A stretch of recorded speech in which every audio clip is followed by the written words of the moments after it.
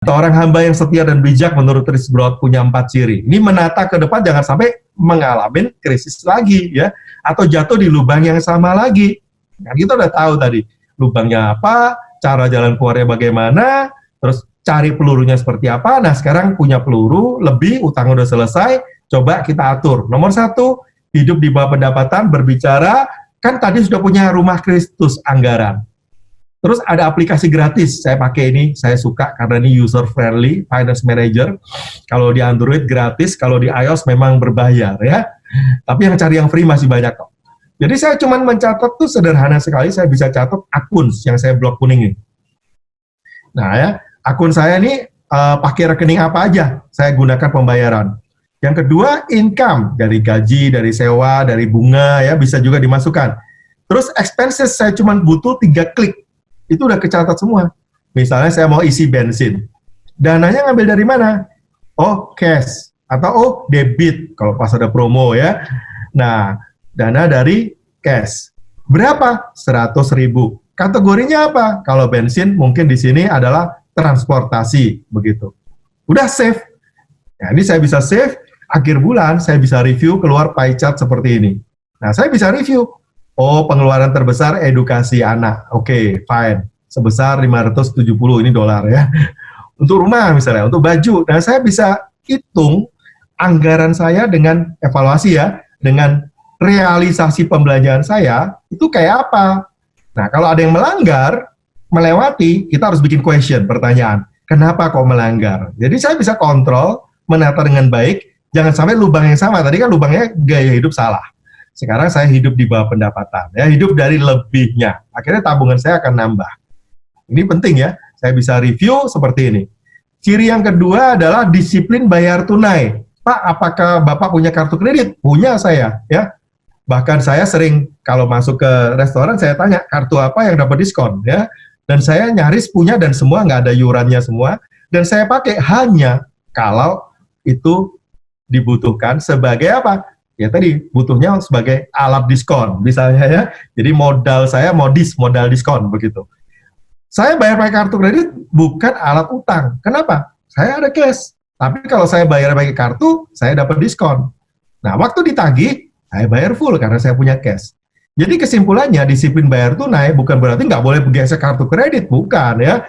Boleh, tapi ingat, kartu kredit adalah alat bayar, bukan alat utang. Karena saya nggak punya cash, saya pakai kartu kredit dulu ya, untuk makan-makan, nggak boleh ya. Jadi ini prinsip yang kedua yang harus kita atur, jangan sampai jatuh di lubang yang sama. Prinsip yang ketiga, segera menabung. Nah, ini saya perpanjang sedikit penjelasannya, karena ini sangat penting. Situasi krisis seperti ini sebenarnya tidak perlu terdampak. Misalnya bisnis, ya, saya bicara bisnis juga. Kenapa banyak bisnismen hari ini mengeluh? Gara-gara toko baru tutup 3 bulan.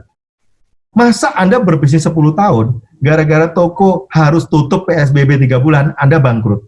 Pasti selama 9 tahun dan 8 bulan, Anda tidak berbisnis dengan benar. Karena Anda nggak punya penataan keuangan yang benar.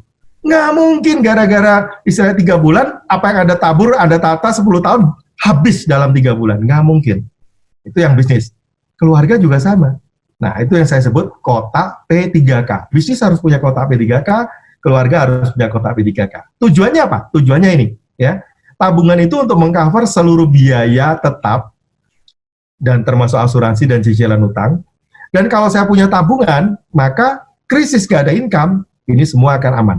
Ya, bayar asuransi, mungkin investasi boleh ditunda lah, nggak ada, nggak apa-apa. Ya. Tapi bayar asuransi, bayar cicilan, bayar biaya hidup, Anda harus aman. Nah, sering orang nggak bisa nabung karena dia punya matematika yang salah. Dulu saya juga diajarin yang salah. Teman-teman, jangan khawatir ya, saya juga salah. Dulu saya diajarnya begini. Nanti ya nak, ini ibu saya nih ya. Oke, saya slide dulu. Nanti kalau punya income, punya gaji ya, hemat-hemat ongkosnya supaya ada sisa buat di-saving, buat ditabung. Apa yang terjadi? Saya stres.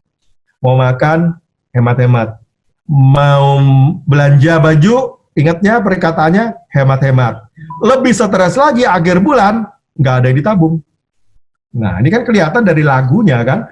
Kalau saya nyanyi misalnya minggu pertama, kalendernya masih tanggal muda, nyanyinya happy ya, happy ya, baru gajian. Orang tahu gitu ya.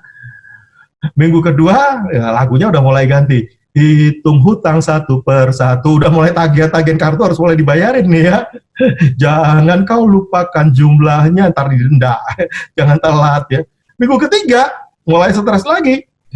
Ku tahu Tuhan pasti buka jalan. Udah mulai mepet soalnya ya. Minggu keempat rajin setiap hari persekutuan doa komsel yang ada makanannya. Kenapa? Lagunya kau saudaraku, kau saudariku, tiada yang dapat memisahkan kita. Waduh, saya salah loh. Jadi old rule ini salah. Yang benar gimana ya? Jadi yang benar tuh begini, punya income, keluarkan kotak P3K-nya dulu di saving, masukin ke sini emergency fund, sisanya habiskan. Loh enak loh. Kalau dapat perintah habiskan itu saya senang sekali, ini kabar baik buat saya ya. Tapi habiskannya dalam waktu 30 hari, jangan 5 hari. Ya, habiskan diatur dalam waktu 30 hari. Anyway, saya sudah punya tabungan. Kapan tabungan ini berguna? Nah ini ya, in case of emergency, break the glass. Jadi tabungan saya harus terkumpul. Kalau saya punya income itu single, saya harus kumpulkan 3 bulan biaya hidup.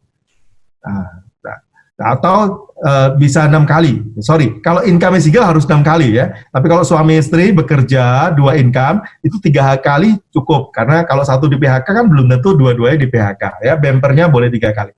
Jadi saya harus punya sejumlah 3-6 bulan biaya hidup. Saya berhitung.